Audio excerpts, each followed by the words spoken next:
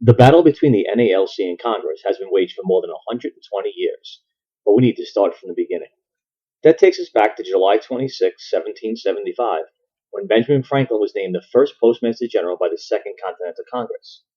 As the owner of the Pennsylvania Gazette and Porridge's Almanac, this was a placement that would benefit both Mr. Franklin and the country, allowing for freedom of speech and the mails to become more widespread. Soon he would begin to fine-tune what would one day become the United States Postal Service. In his inaugural address in 1782, George Washington emphasized that geographically the new United States was too large an area to govern and communicate with without some form of mail system. He began the process which would eventually lead to the formation of the Post Office. In the Constitution of 1787, Congress had been granted the right to establish post offices and post roads, and was officially established with the Postal Service Act of February 20th, 1792. This included the hiring of the first letter carriers, but was also the beginning of the seemingly never-ending battle with Congress and the government. The new letter carriers received no set salary, but they were allowed to collect 2 cents per letter delivered, though this fee was rarely collected as patrons had the right to pick the letter up at the post office for free. The job was dangerous and paid little or nothing. The earlier carriers were poorly treated, and they were hired and fired at the whim of their postmasters. The postmasters were often, if not always, hired as payback to a political ally, and this led to rampant mistreatment of carriers who had no recourse. The cronyism became so deeply embedded in the fabric of government that in 1829, the Postmaster General, William H. Barry, was actually named as a member of the presidential cabinet of Andrew Jackson, a practice that remained in place until 1971. This gave birth to the phrase, "To the victor belongs the spoils." Fast forward to 1863. Congress passed a law that mandated free city delivery of the mails in cities of more than 50,000, which had a profound effect on the post roads and populations of big cities, where the masses were now flocking in order to be able to receive this newly free service. In July of that year, 449 carriers began delivering in 49 cities across the country.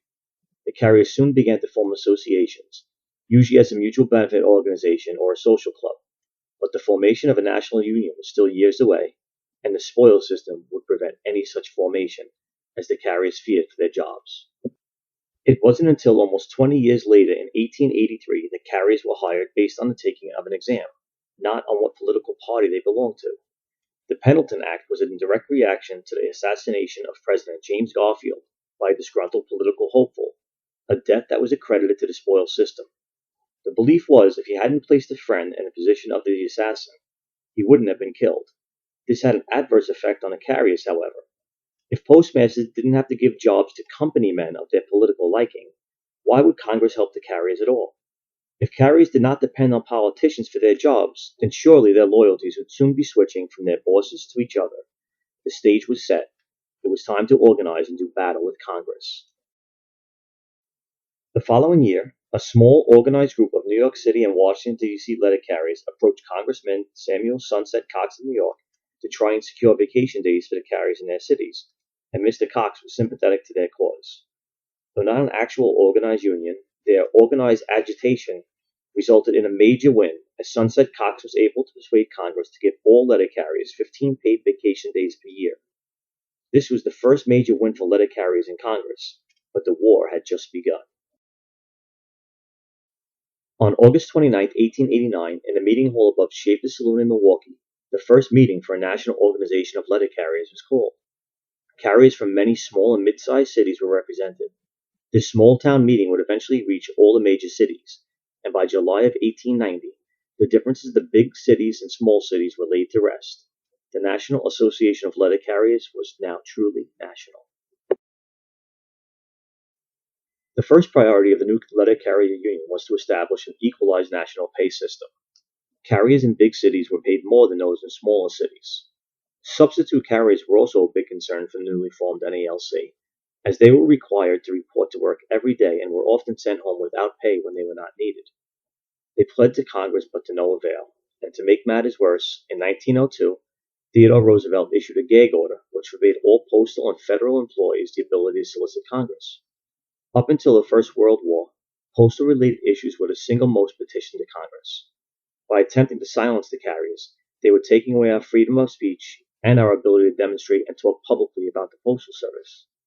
He reaffirmed this gag order in 1906, and it was further amplified by incoming President Taft in 1910, who went even further to stipulate that carriers were not even allowed to answer questions asked by Congress unless authorized by their department heads, which was never. Had it not been for a newspaper named Harpoon, nobody knows how long this gag order would have lasted. An article in their newspaper in 1912 caught the ears of Congress, which, contrary to the letter carriers' previous relationship, found Congress to be on their side. The tides were about to change. The gag order was lifted by the Lloyd-La Follette Act, which the NALC fully supported, except for one proviso, the no-strike amendment. As big a victory as the lifting of the gag order was, a big bargaining chip in the early 1900s was the right to go on strike. Still, the passing of this law was considered a victory, and the NALC was on the right track. 1912 provided wins for the NALC and letter carriers with other laws as well. The Riley 8 and 10 Act prohibited management from having carriers work on and off over a 24-hour period, mandating that a workday would not exceed 8 hours work out of one 10-hour span, and also secured carriers a day of rest on Sundays with the passing of the Man Sunday Closing Act. Carriers still had a fear of joining a union, as years of the spoils system had taught them, yet still, slowly, membership began growing and more branches began to form. In September of 1917, we began our affiliation with the American Federation of Labor, which would later merge with the Congress of Industrial Organizations to become the AFL-CIO.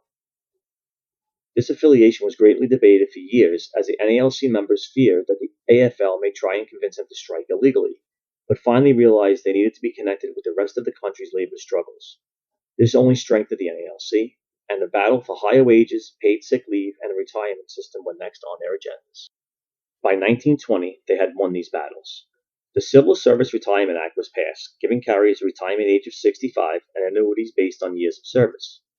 Months later, after considerable lobbying, they also received 10 sick days and a raise. Our winning streak continued after the appointment of Will Hayes as Postmaster General, who was a true friend to the carriers and announced a humanization policy, believing that the carriers should be treated with more dignity. He also established the National Service Relations Council, which worked closely with unions on things such as working conditions, a Christmas holiday, and credit unions, among others. His mark on the post office was left for years, though he only acted as PMG for one. He left to become the first president of the Motion Picture Producers and Distributors of America and was given a star on the Hollywood Walk of Fame for his work done there. He was a champion for the working class, and he will never be forgotten. The tone set by Hayes of mutual respect would lead to Congress passing pay raises in 1924 and 1925. This would serve them well for a while, as the Great Depression was about to begin. From 1929 to 1939, the country was in a financial freefall, and letter carrier jobs were considered to be high-paying. In 1932, however, Franklin Roosevelt rammed through his New Deal, which was a new slash and burn on government spending and salaries.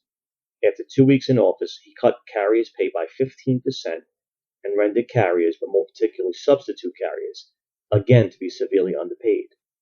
This would be overturned in 1935, but the carriers were ravaged by depression just as the rest of America was. Also in 1935, the 40-hour workweek was secured after almost 50 years of trying.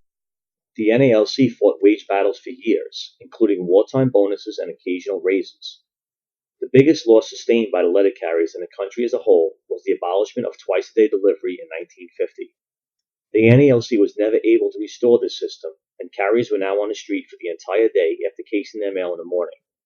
These cuts were deemed necessary and accepted by the postmaster at the time, who did not ask for or accept the NALC's offer to help.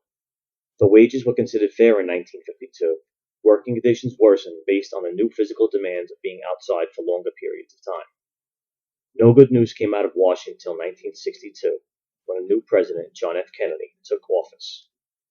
JFK signed Executive Order 10988, which replaced the outdated Lloyd-La Follette Act of 1912 and allowed for the recognition of the NALC to become the sole bargaining unit for the letter carriers on the working floor and at the contract table. This allowed the NALC to negotiate with management an agreement, rather than have raises mandated by congressional laws. This order resulted in contracts being agreed to by both sides for the next 4 years. The U.S. involvement in the Vietnam War curtailed our run of success, and in the following years the Postal Service issued take-it-or-leave-it contracts with meager raises, which caused resentment on the working floor and a huge turnover in workers. By 1969, wages were so low that a letter carrier in New York City was eligible for welfare. The pay was well below the national average for the American family. The swell of anger was brewing. Newly elected President Nixon gave empty promises to the carriers and brandished ideas of a self-supporting postal service, which the NALC believed would take away our biggest tool, lobbying Congress. Nixon also reiterated that even if we were self-sufficient and run as a company, we would still not have the right to strike. Low pay, no right to strike, and a country being run by someone who wanted to take the Postal Service apart was a recipe for disaster. 1970, carriers had taken enough. On March 18, 1970, letter carriers in New York City went on strike. They were soon followed by other cities, and eventually the strike had reached across the nation. Though illegal and not supported by the NALC at the national level, carriers picketed in front of post offices nationwide. Then President of the NALC, James Rodemaker, was forced to take a stance. Back the wildcat strike and possibly face the dismantling of the entire workforce, or negotiate with both management and craft to get them back to work while working on an acceptable contract. This worked in most cities as carriers began to return to work, but not in New York City. Branch 36 refused to go back to work, and 25,000 soldiers were ordered to work in New York as scabs. This did not turn out as the government had hoped, but after 8 days, the carriers finally did return to work, the first city to go out and the last one to come back. This return allowed the NALC to begin the negotiations with the post office. An agreement was reached on April 2, 1970, 16 days after the strike began. Many of the rights the NALC had been fighting for years were addressed, and after all legalities were ironed out, the Postal Reorganization Act was signed on August 12th. Collective bargaining would replace collective begging, and raises were awarded totaling 14%. Victory was ours, but still the war raged on. The United States Postal Service is born. It was to be run as a self-subsidized organization with no help from the government or taxpayer money. This caused the new USPS to be run with fiscal accountability, a problem that still exists with management today. Unable to work under these restraints, grievances began to pile up and management tried to force carriers into harsher conditions with scientific management systems, much as they had in the early 1900s with Taylorism. The Kokomo measuring system was eventually defeated in arbitration. The NALC was victorious in turning over these scientific measures.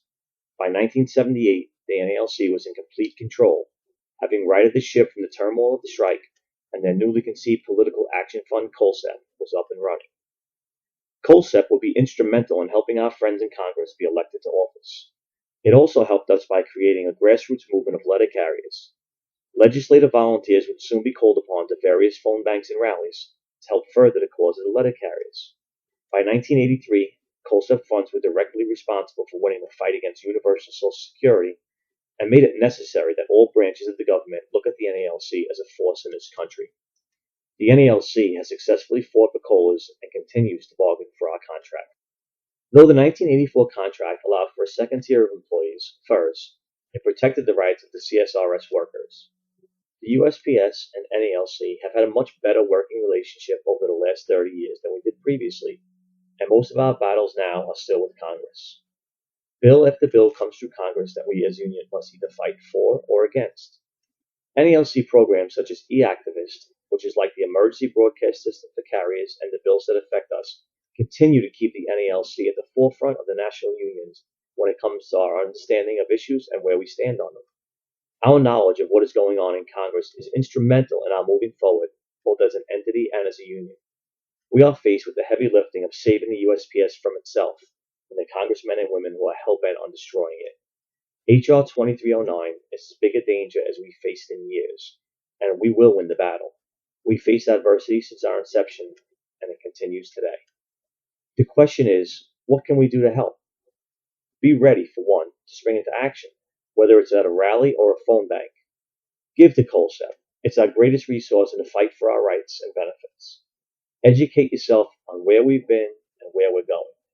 Be strong, be together, be united. Together, we will win the war.